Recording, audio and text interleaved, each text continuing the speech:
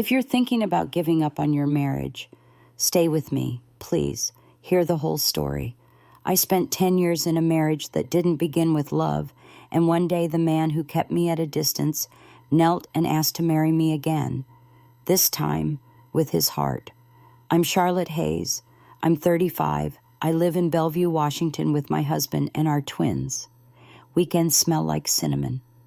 Crayon drawings crowd the fridge. It's warm now. It wasn't always.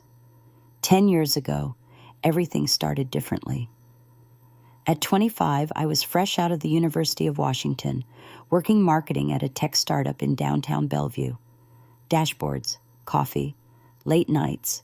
I rented a small place in Crossroads.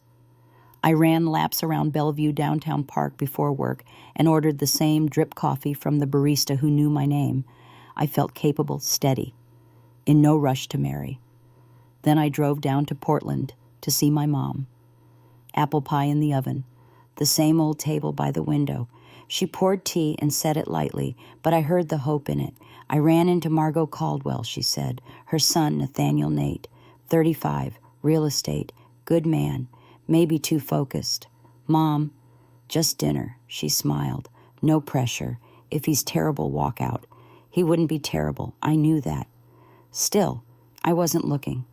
But I'm my mother's daughter, and curiosity is a door that's easy to open. I said yes. Seattle was misting the day we met, that silver rain that softens edges. I wore a navy dress, a beige coat, ankle boots I could walk in. I told myself out loud, it's only dinner. My voice sounded calm. My stomach didn't. The restaurant was small and warm, a few blocks from the park. Low jazz, candles. I arrived a little early and pretended to read the menu. He came right on time. Tall, white shirt, gray coat, the posture of someone who doesn't need to be noticed. Charlotte, he said. His voice was even. Yes, we shook hands. Firm, polite, precise. That was my first impression, precision. A man edited down to essentials. We talked work. He asked smart questions about my campaigns. He listened the real kind.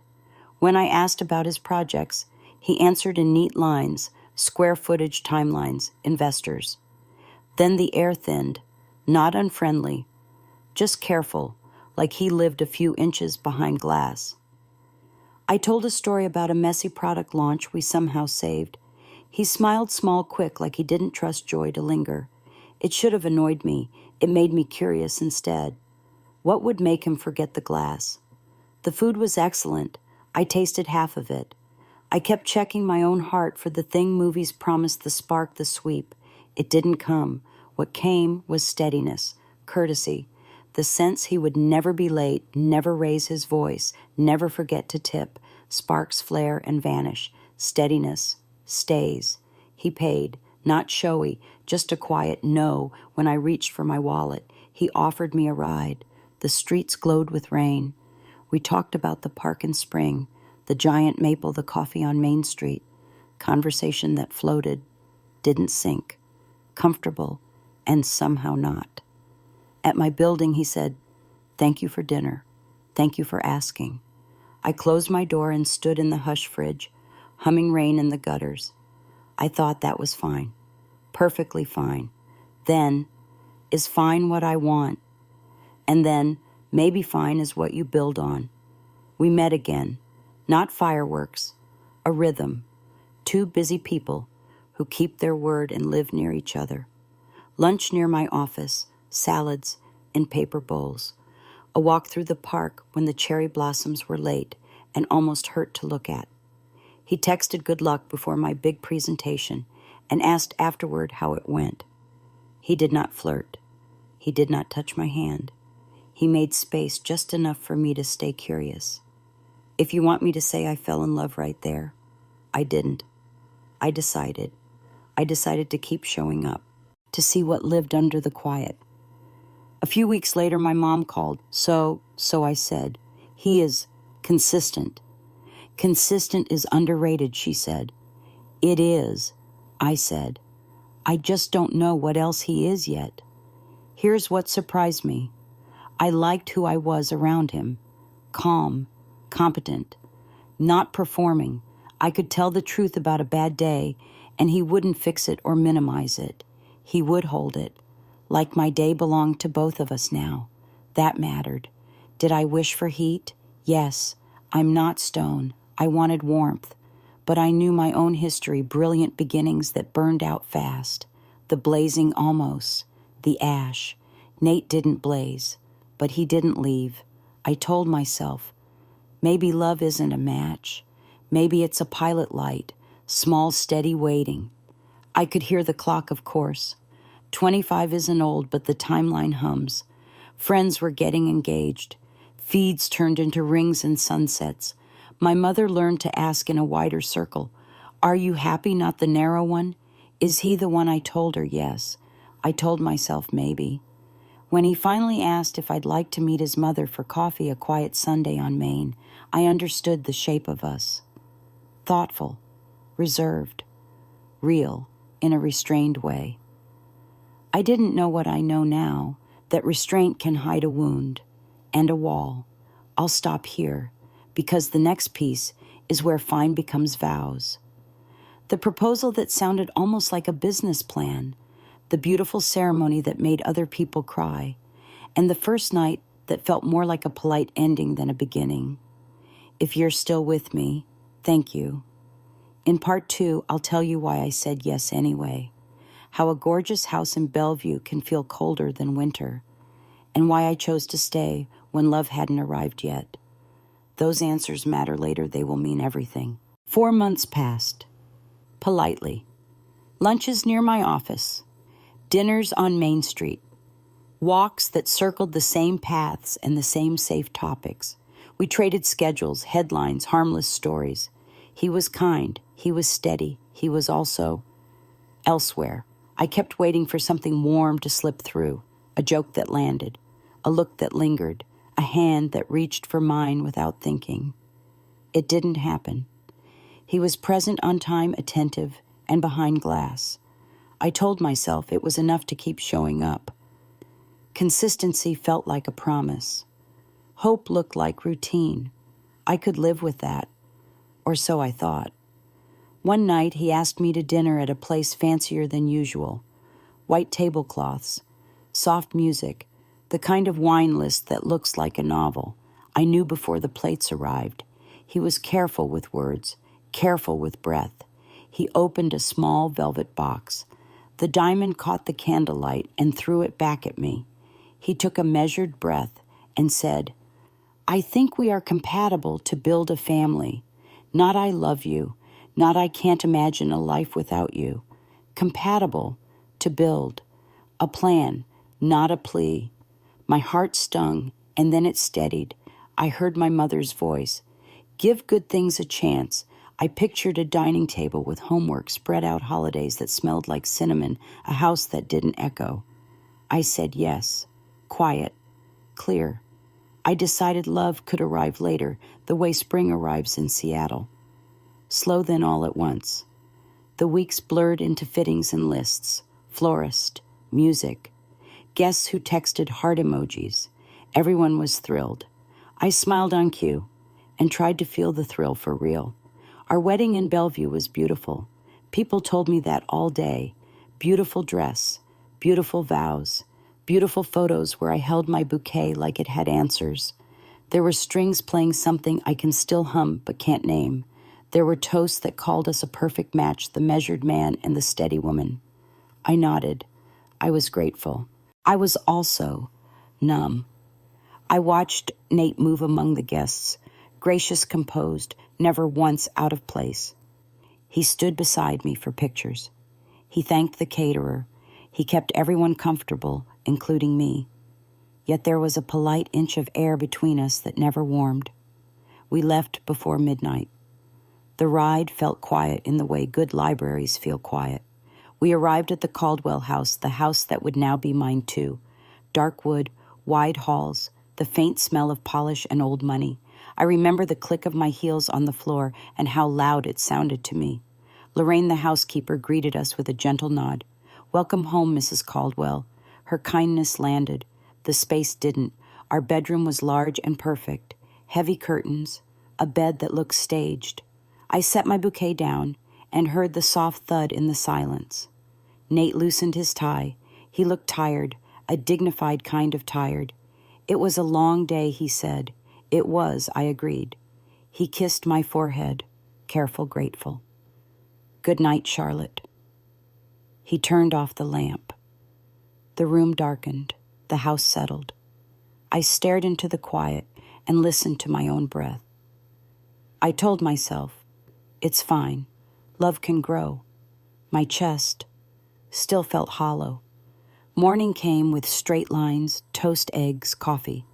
He said, thank you when I set the plate down. I said, you're welcome, and tried to make the word sound like home. He reviewed emails. I rinsed cups that were already clean. The days organized themselves. I learned the rhythms of the house, the way the heat kicked on, the way the grandfather clock cleared its throat each hour. Nate left early for meetings. I wrote lists, groceries, thank you notes, little fixes a home needs when it stops being a museum. I tried to put a soft stamp on hard rooms, a throw over a chair, fresh flowers by the sink. The flowers looked like guests. They didn't stay. At night, he came back carrying the day on his shoulders. He showered. He ate. He opened files beside the window and lived inside numbers and timelines. I brought tea. He said thanks. The steam rose, and something inside me fell. I attempted small stories, a recipe that failed, a neighbor who waved with two hands. He listened with that same respectful stillness.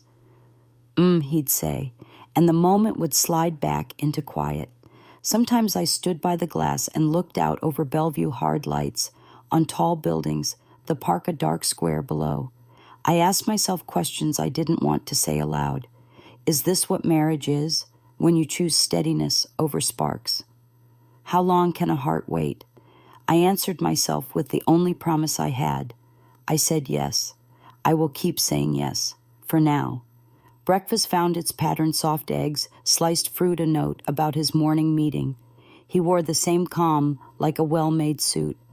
I wore hope, like a sweater I refused to take off even when the room was cold. People called. How is married life? It's good, I said.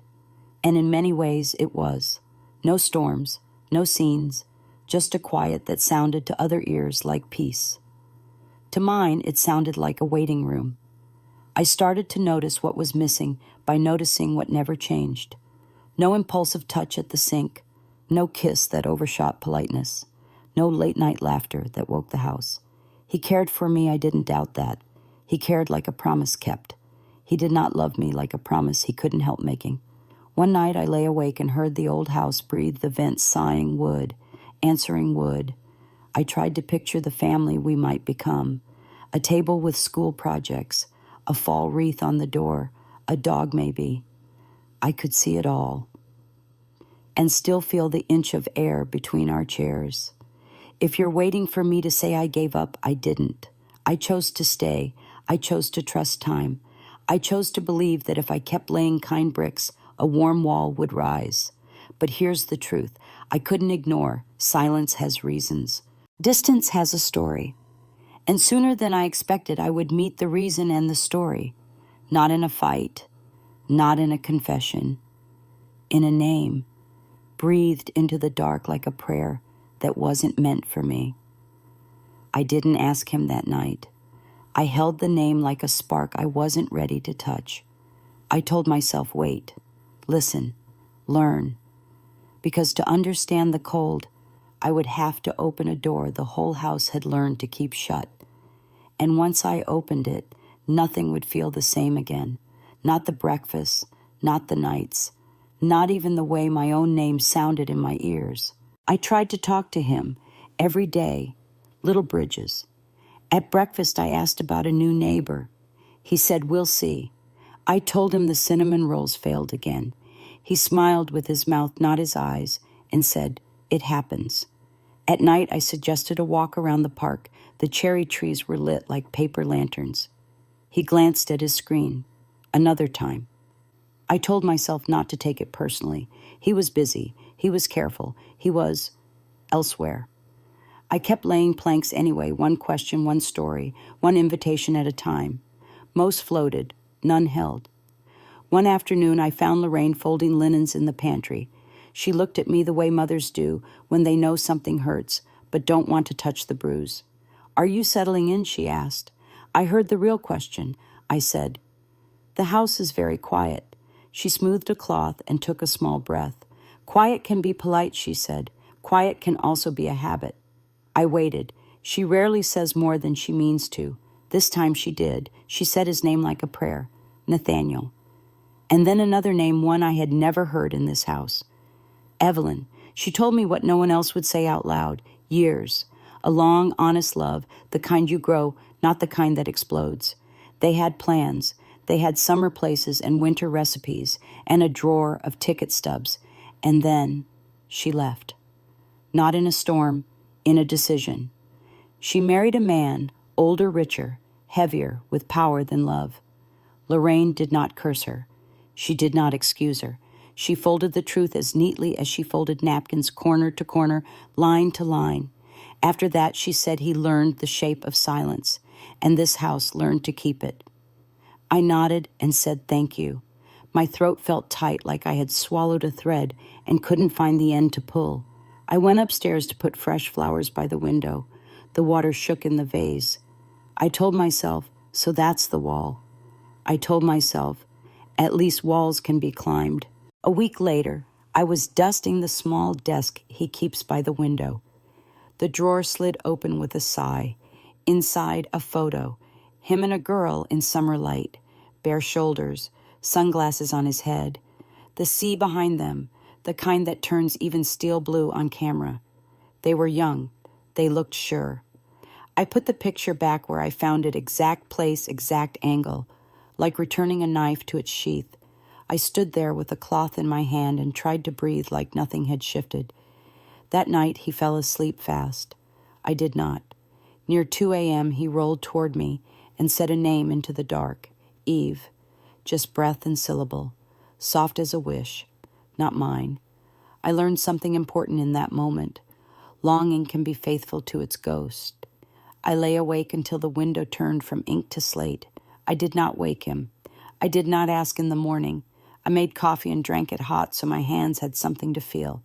I told myself not to make a movie out of a moment. She was a chapter. I was the page we were on now. I believed it until the company party. Quarter's end, gold light, clinking glass. People telling him he was brilliant, resilient, essential. He laughed more than usual, that bright borrowed laugh people use when they are tired of being admired. I watched him accept praise and pour more wine. He is measured with everything. That night, he was not measured with that. The car ride home was quiet. His jaw was set. The city slid by in slick sheets of light. When we reached the bedroom, he pulled at his tie like it had been speaking too loudly all night. "Charlotte," he said. Then he blinked, and the room shifted. "Evelyn." It wasn't a plea. It wasn't even tender. It was muscle memory, a door his body knew how to open when his mind was elsewhere. He reached for me like reaching backward through time. I could have stepped away. I didn't. I let his arms find me. I said, "I'm here." He didn't hear the correction. He didn't need to. What happened next was not a love scene. It was gravity. It was hunger without language. It was a winter house warmed for an hour by borrowed fire. He slept after, quickly, completely. I lay awake watching the ceiling hold the little light that was left. I pressed a fist to my mouth so the sound would stay inside my body. I told myself maybe this is a door. Maybe tomorrow the glass would be thin enough to break. Days passed, then 2 lines on a test, then a doctor smiling at a gray-blue screen. 2 heartbeats, she said. Twins. I held the printout like a passport to a country I had never dared to dream of. The tiny white commas, the promise, the shock. My hands shook. My heart didn't. I walked into the house with the picture and the news burning under my coat. He was at the desk. I stood in the doorway and said his name, Nate. He looked up. I handed him the image and waited for his face to open. He studied it, longer than I expected. long enough for hope to write a speech in my head. When he finally looked at me, his eyes were steady, calm water after a storm. "I will take care of the children," he said. Not "I'm so happy," not "come here," just a promise of provision, a policy, a plan. I nodded. I said thank you. I smiled because I could not bear to do anything else. Inside, a small sound cracked. Outside, the house remained perfect. That night, I laid the sonogram on my bedside table and whispered two names I would not share yet. I said them into the dark like seeds. I imagined tiny hands, twin breaths, a crib by the window. I imagined a father learning a new word for love. I also knew the truth already. I would have to be warmth for three. Mother enough to melt a winter. Patient enough to wait for spring. I tell you this because it matters later, because people ask why I stayed, because they think staying means I didn't feel the cut. I felt it every day. I just also felt two small pulses that asked me to keep going. From that moment, my life split one track for the babies I hadn't met yet, one for the marriage I still hoped to meet from the inside. I cooked and I read and I folded tiny clothes that smelled like cotton clouds. I learned lullabies. I learned to read spreadsheets of prenatal appointments. I learned to hold my joy quietly, like a candle cupped in wind. I did not speak the other name again, not to him, not to Lorraine. I tucked it where the photo lived in the drawer that sighs, and I carried on.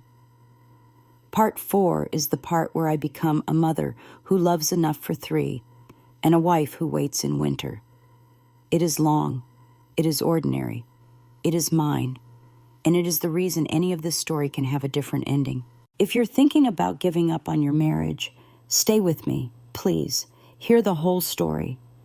I spent 10 years in a marriage that didn't begin with love, and one day the man who kept me at a distance knelt and asked to marry me again.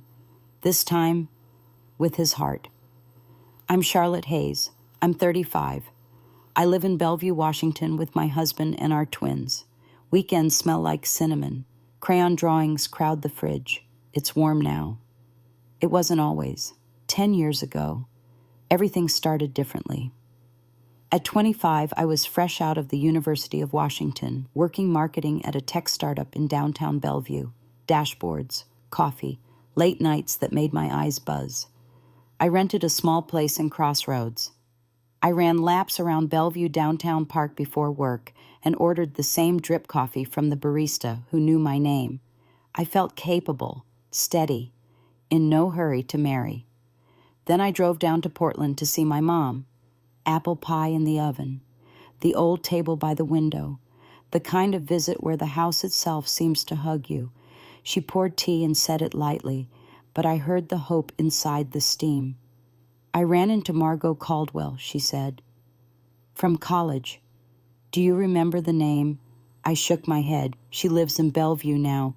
Her son is Nathaniel Nate, 35, real estate, good man, maybe too focused. Mom, just dinner, she smiled. No pressure. If he's awful, you can leave. He wouldn't be awful. I knew that without knowing him. Still, I wasn't looking. But I'm my mother's daughter, and curiosity is a door that opens easily. I said yes. Seattle was misting the day we met, that silver rain that turns the city soft. I wore a navy dress, a beige coat, ankle boots I could actually walk in. I told myself out loud, it's only dinner. My voice sounded calm. My stomach didn't. The restaurant was small and warm, a few blocks from the park. Low jazz.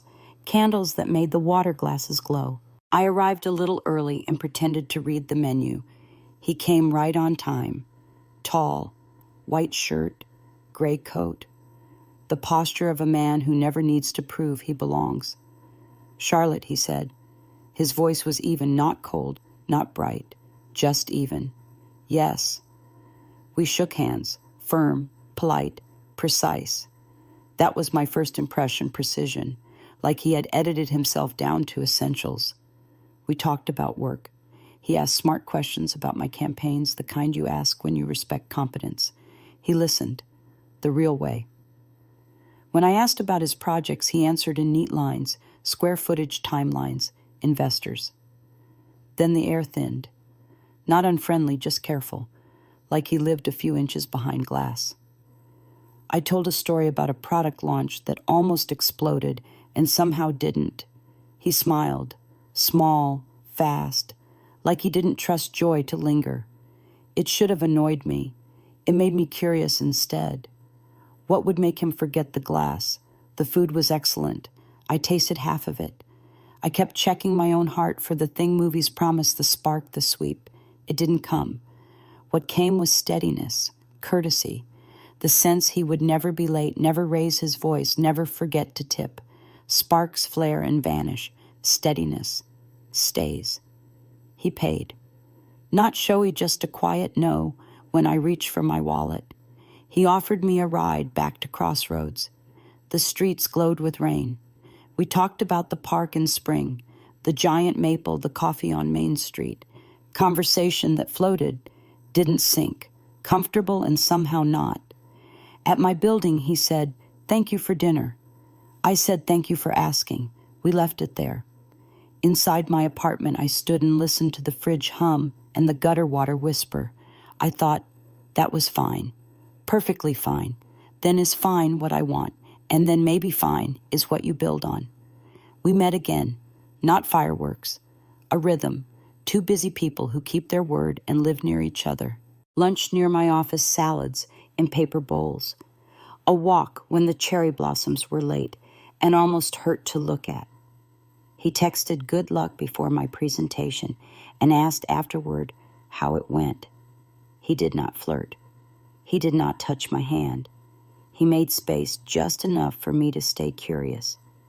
If you want me to say I fell in love right there, I didn't. I decided to keep showing up to see what lived under the quiet. My mom called. So I said, he is consistent. Consistent is underrated, she said. It is, I said.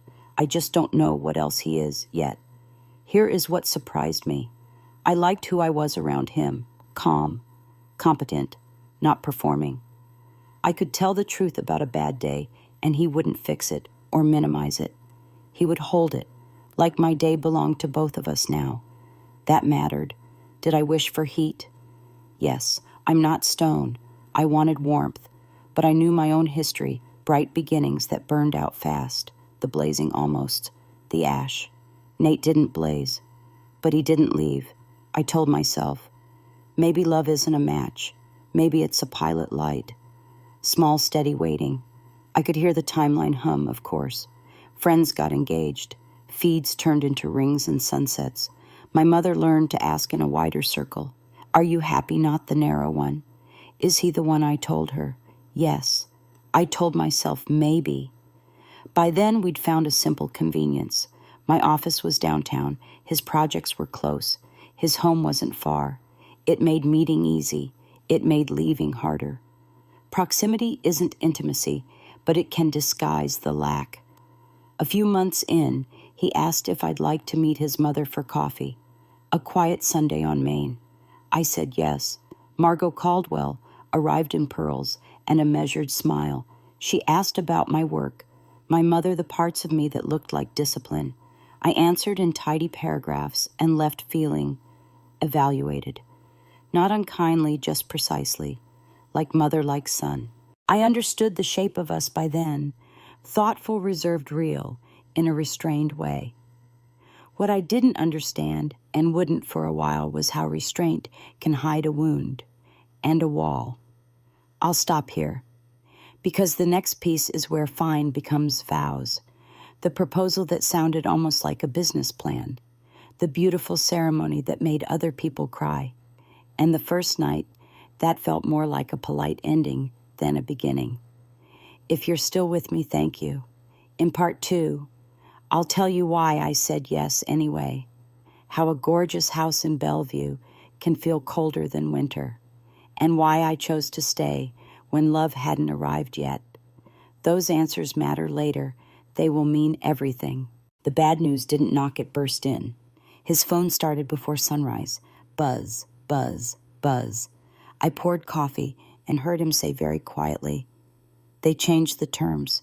Overnight." I asked, "Is it bad?" He nodded without looking at me. That was my answer. I didn't go to any meeting. I stayed home with the twins and the clock. At noon, I got a text. Emergency meeting. Don't wait for lunch. At 3, nothing.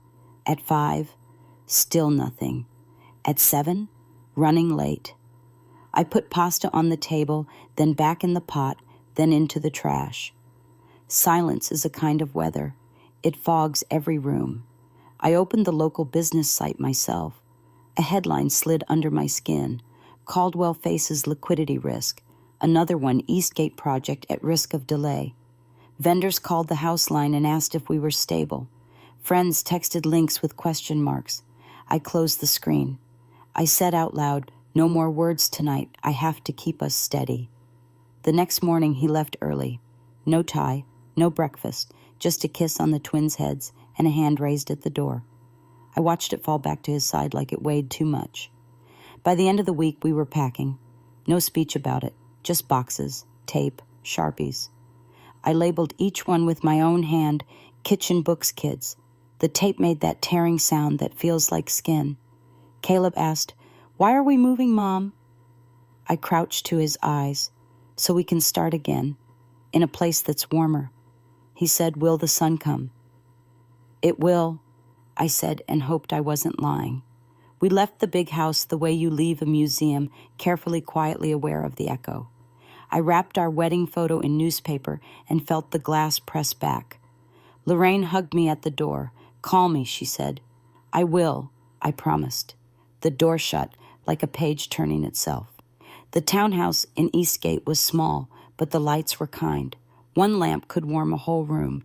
The kids ran circles and called it a castle. I called it good enough. That first night, I put our photo on a thin shelf and whispered, "Be light." Then Margot fell, not onto the floor, into the truth. She heard selling the family house and her blood pressure climbed like a ladder with no top. Hospital, whiter lights, the smell of sanitizer and news we didn't want. I signed forms I barely read. I packed her a robe that still held the faintest trace of her perfume. At discharge, the nurse taught me the schedule pills, meals, rest. I nodded like a student. I went home with more lists than hands. Nate went quieter than quiet. He ate standing up. He slept in pieces. He looked at me and through me at the same time. I placed my hand on his shoulder. "I'm here," I said. His muscles were stone under my palm. He said nothing. Sometimes grief has no mouth. Bills arrived like weather fronts. Hospital, specialist, preschool, rent. I opened Excel and built the truth in rows. I called my mother in Portland. "Mom," I said, "I need to borrow, not a gift alone. I'll sign. I'll repay." She was quiet for 5 seconds. That felt like a bridge. Then she said 5 words I will never forget. "I have it. Take it." I cried silently into my sleeve so the twins wouldn't see. I wrote terms we both could live with because Nate needed dignity as much as dollars. When I told him, he tried to protest. I cut gently across it. "It's a loan, with a schedule. We'll pay it." He breathed out, like someone had loosened a belt around his chest. Days became circuits, drop-offs, pickups, pharmacy lines, soup that stretched itself into 2 meals because I asked it to. I learned the hospital's hold music by heart. I learned which biller would give a plan if I said please and meant it. I learned how to keep the kids laughing with a wooden spoon drum and a ridiculous dance. I learned how to look at Nate without asking for more than he could give. And then I asked anyway, with soup, with notes, with a hand on his back as he fell asleep at the table. He didn't turn, but he didn't move away. At night, I stayed with Margot. The house hummed and the hours thinned. I warmed washcloths. I checked the cuff. I rubbed lotion into her heels so the cracks wouldn't win. Sometimes she woke and found me there. Her voice was sand and wind. "I'm sorry. About the house." "Don't be," I said. "I just need you well." I held her hand and said the words I had been saving. I will not let everything fall apart. I said it softly, the way you speak to a sleeping child or a frightened animal. I needed the promise to hear itself. I needed the night to keep it. In the doorway, I saw Nate leaning against the frame. His eyes looked wet and dry at once. He didn't come in. He didn't leave. He just paused, long enough for his sadness to notice me. On my way past him, I wanted to reach up and pull his head to my shoulder. I didn't. Sometimes love is restraint. Sometimes it is staying where you are until the other person can move. When the house finally slept, I opened the laptop again. I mapped the month medicine, rent, preschool, gas, groceries, one tiny line for joy, because children need sprinkles sometimes. I printed a copy for the fridge. I wrote at the top, "We are okay, not will be, are. Words need to stand up first." In the morning, I told the twins we were playing a new game, the tidy game. They carried socks like treasure. They put spoons in low drawers and called it helping. I kissed their hair and thanked them like they were saving the world, because in a way, they were. When Nate came home that night, he stopped at the doorway, the way he had at the hospital. He looked at the budget on the fridge. He looked at the tidy game in action. He didn't say much. He touched the paper with one finger and nodded once, a small bow to reality. Then he whispered almost to himself, "Thank you." The word landed, not on my pride, on my tired. I went to bed and stared at the ceiling until the lines blurred. I thought, this is the bottom, and then I corrected myself. No, this is the ground. We can build from ground. The next day I put on a clean blouse, kissed the twins, and told my neighbor the pickup plan. I took a deep breath that tasted like iron and rain. I said to the mirror, "You're going in." I picked up my bag and headed toward Caldwell Properties, not as a visitor, not as a wife waiting at home, but as another pair of hands. And while I crossed that small, enormous distance, I felt the past turning its head. A name we both knew and never said was about to walk back into our weather. I didn't look away. "Come on then," I told the morning. "I won't let us break."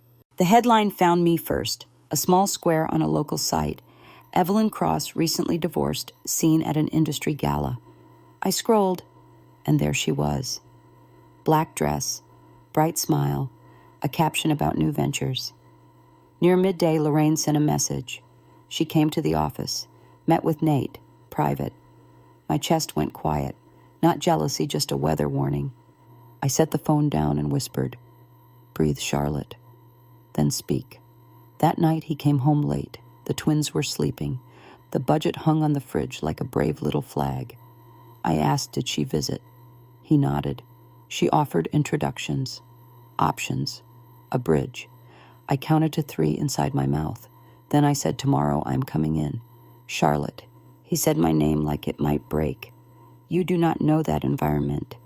"I know marketing," I said. "I know this city. I know our partners. And I know what our family needs." "It is pressure," he said. "I do not want you hurt." "Pressure is already inside our house," I answered. "I am choosing to carry it where there is a whiteboard. I am not asking to replace anyone." I said slower now. "I am coming to build leads, reopen conversations, set clear updates, and stand next to you." "Lines matter," he said. "They do," I agreed. "Your decisions I respect. My work you respect. Personal history stays at the door." Silence stretched, then a small nod. 8:30, I said. "I will bring coffee." I wore a white blouse and shoes steadier than my legs. The lobby smelled like dry paper and tired luck. A few people looked up as if a poster had stepped off the wall. I smiled first. "Good morning." Some smiled back, some did not. She stood at the end of the hall. Evelyn, graceful like a memory you cannot quite refuse. She tilted her head. "Charlotte, brave of you to come in. Families are braver," I said. Her mouth curved pretty and sharp. "Let us see if Brave closes deals." "Let us," I said, and opened my laptop. I started with what Speaks Back numbers written as stories, our contact list, leads that had been quiet for about 3 to 6 months. I tagged them in my mind as warming again. I wrote 3 short notes, value-proof invitation. No fluff. A link to choose a brief conversation, 15 minutes, just the point. I messaged a friend at a local fund. Coffee, 20 minutes. I need a warm introduction. She said yes.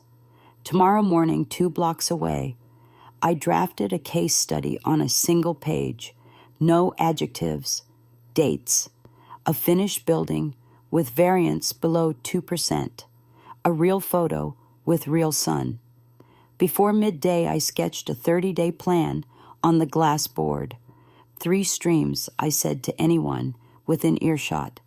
Channel, warming emails, and a small open office each Friday for a dozen core partners. Content, 1-page case studies in print and in file.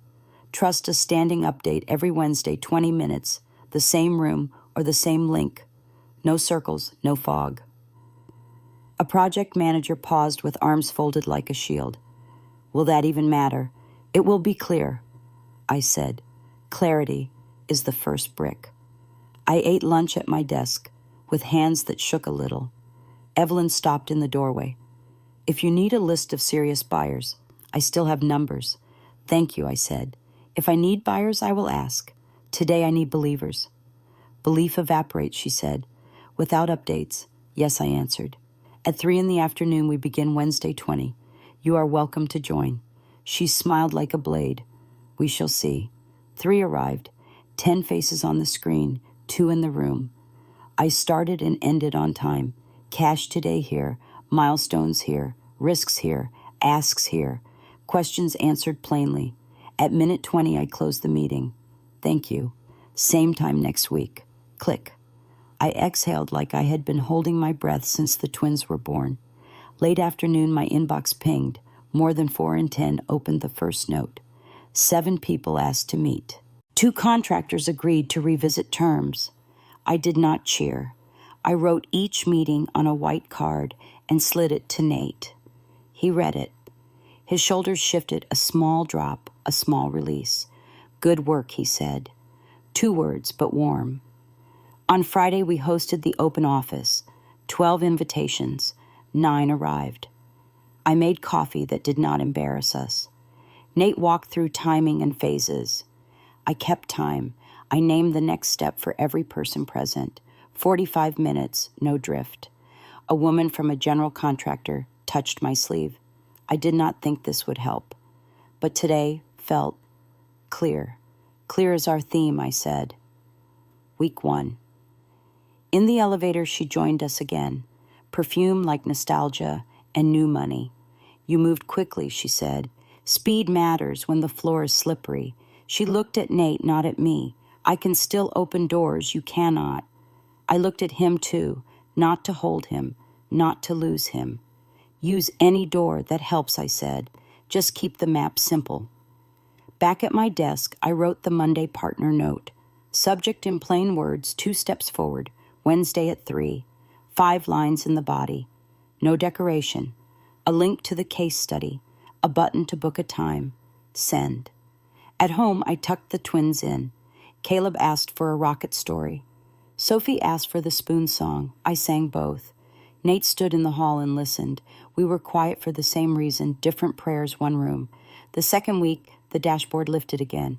Not a leap, a nudge. But nudges compound. I set a tiny coffee hour for city inspectors, 1 table, 2 pastries cut into halves. I asked what would make their work easier.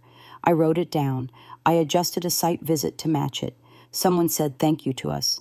I printed the message and taped it inside my notebook. People stopped staring and started asking, may I add a metric to Wednesday? Yes, if it fits on 1 page.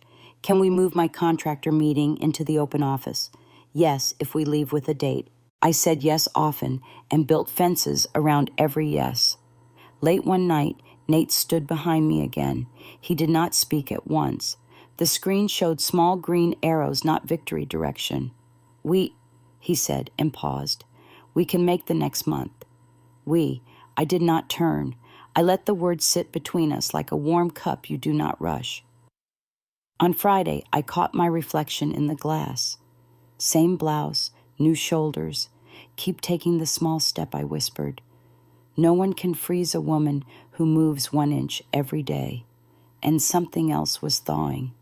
Not the whole man, not yet, but the way he watched me run a room, the way he said we without thinking, the way the house at night began to feel a little less like a museum and a little more like a kitchen with the light left on. We had not won, but belief had stopped evaporating. It condensed, became water, became coffee, became sentences that started with when, not if.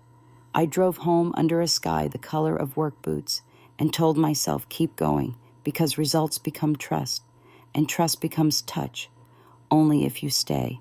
We were in the small conference room before noon. No cameras, no applause, just a table, a stack of one-page summaries, a glass board with our tidy milestones. I breathed once, then again. The partner arrived on time, firm handshake, steady eyes. They asked the hard questions. What are we delivering first? How do we keep the schedule honest? Who is responsible when the wind shifts? I kept my answers short, clear, human. Here is the peace we can promise now. Here is the risk and the way we are holding it. Here is the person who wakes up and watches this every morning. Nate spoke less than usual, which is saying something, but every word landed. When he finished, I slid the one page to the center. No adjectives, dates, proof. The room went quiet in the useful way. The pen touched paper. I heard the soft scrape, thread passing through cloth, stitch by stitch. When the pen lifted, I felt my hands shake, then settle. We did it, not with thunder, with a good seam. Late that afternoon, the finance lead gathered a few of us by the doorway. Her voice was careful and kind. If we hold this rhythm, we are back where we need to be. No numbers, no charts, just the sentence I had been starving for. I did not clap. I let out a breath I had been saving for years. The press wanted a moment. We gave them one, a small lobby, local reporters, soft lights that used to feel cold and now felt like a kitchen. Nate talked about stability, about partners, about work that is seen and work that is quiet. Then he turned toward me. He said my name. He said it simply, like a thank you said, at a table after a meal someone cooked with love. He told them about our short Wednesday updates, about the open office on Fridays, about the one-page proofs. He said she walked us back to orbit step by steady step. Cameras clicked. I smiled. My hands did not shake. At home, the mornings changed shape. He poured my coffee first. He asked toast or eggs. We packed 2 small lunches and laughed when Sophie tried to pack the wooden spoon. At school, we tied loose laces and kissed 2 warm foreheads. On the drive back, he told me a story from a site visit. Nothing dramatic, just a small fix that worked. Then he asked, "What do you need me to handle today?" I felt the question touch my ribs, a simple line, and somehow a hand. Nights changed too, not with fireworks, with chairs pulled closer, with him standing in the doorway while I wiped the counter, then stepping in instead of walking past. One quiet night, the dishwasher hummed, and the house felt like a body that had finally slept. He leaned against the counter and looked at his hands. He said her name first, softly, not as a ghost, as a fact. He told me the old story in pieces, how sure he had been, how clean the cut felt at first pain that made sense, almost a relief, how he froze himself to stop the bleed, how the ice spread. He said he thought he was protecting the next person. He said he did not notice that the next person was me. He looked up. His eyes were steady and open. He said, "I am sorry. I am sorry for the years when you stood in a warm room and I made you feel cold. I am sorry for letting you carry all the light. I did not have a speech ready. I did not need one." I put my hand on his chest and felt the slow, honest thud. I said thank you for saying it. I am still here. He nodded once, a small bow to what was true. A few days later, closure arrived without ceremony. An email from Evelyn, polite brief. She would step away from the remaining conversations. No blame, no smoke, just an end.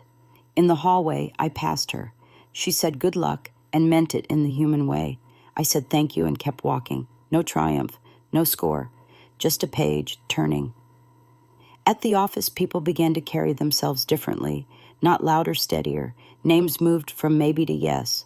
The Wednesday calls felt like real rooms. The Friday coffee hour became less about fear and more about next steps. When Nate said we, he did not correct himself after. He said it like there had never been another way. At home, heat gathered in small places. He reached for my hand when we checked on Caleb and Sophie. A natural reach, not a thought. He put his palm at the small of my back when we left in the morning, not to guide me, to touch me.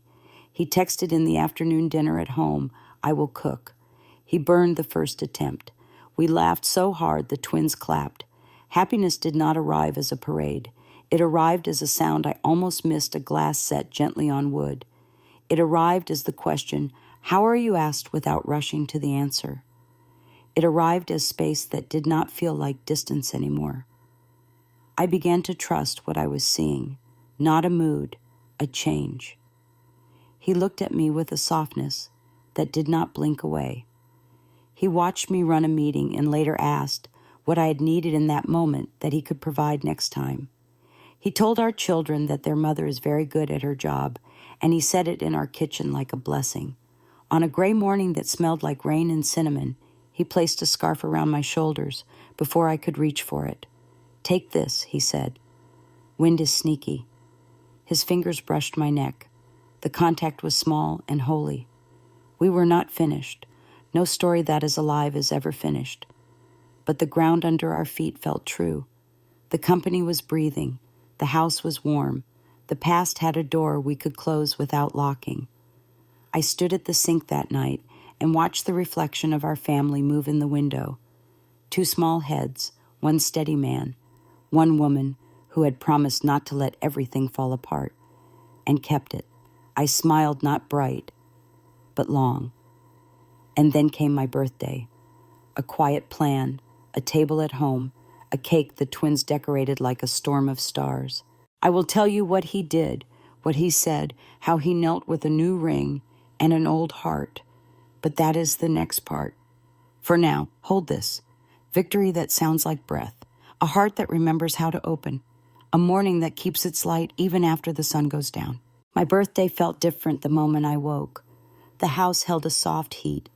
Cinnamon butter candle smoke from last night drifting in from the kitchen.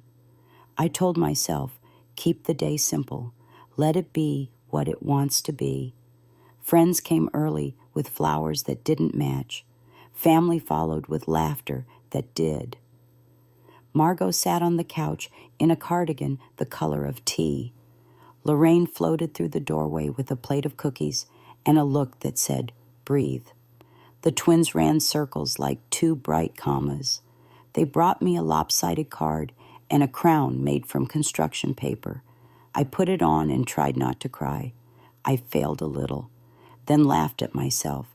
The cake was a small galaxy, stars of sugar, a crooked moon of frosting. We dimmed the lights.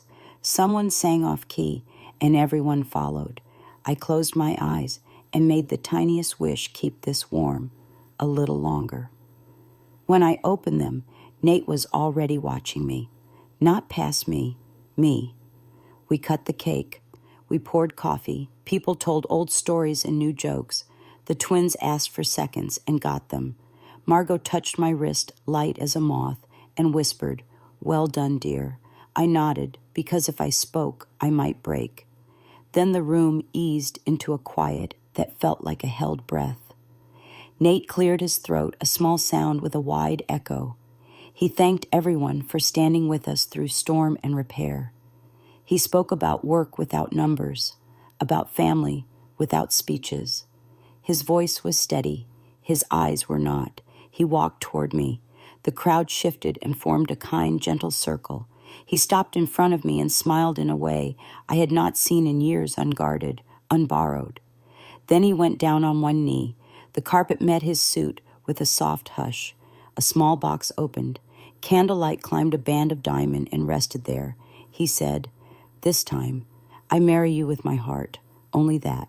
No plan, no map, just the sentence my life had been traveling toward." Every year inside me stood up at once. The girl in the navy dress who settled for polite, the new wife with a forehead kiss and a long night, the mother holding 2 small storms to her chest in a winter house, the woman who packed boxes, signed hospital papers, and whispered promises into the dark, the partner who drew 1-page proofs and opened the office door on Fridays. All of us looked at him and said yes. I did not shout it. I let it fall out like something that had finally learned how to land. "Yes," I said. He slipped the ring onto my finger. It fit as if it had been measured by time. I leaned forward and held him. Not carefully, truly. Someone cheered. Someone cried. The twins yelled again and meant the kiss. We laughed without wiping our faces. He stood and pressed his forehead to mine. "Thank you for staying," he whispered. I could have answered with a paragraph. I chose a truth small enough to carry anywhere. "I'm home," I said. He nodded the way people nod when they finally understand a word they've used their whole lives. The party resumed lighter, kinder, a little louder. Margot hugged me as if she were returning a family heirloom and found it better than before. Lorraine squeezed my shoulder and said nothing at all, which is how she says everything.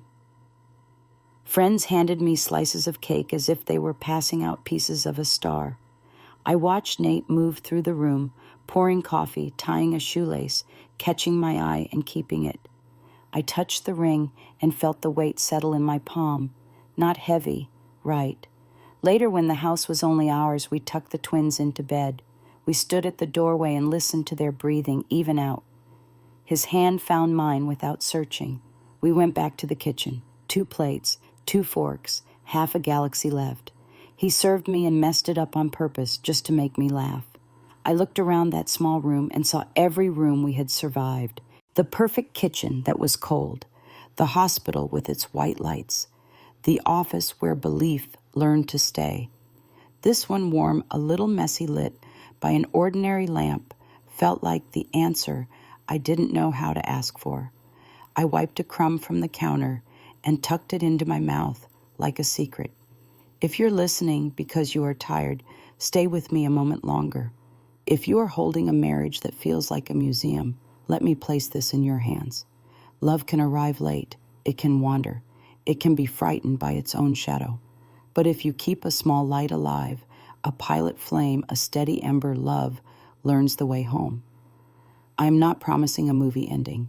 I am offering a kitchen with the light left on, a hand that reaches without thinking, a voice that says "we" and forgets to correct it, a ring given twice the second time with a heart. On my birthday, I said yes again, not because I forgot the winter, because I remembered everything and chose the spring that followed. So if you're wondering whether to give up, give it one more day, one more kind word, one more inch forward. Sometimes the most beautiful proposal is the one that arrives after the long road and means exactly what it says.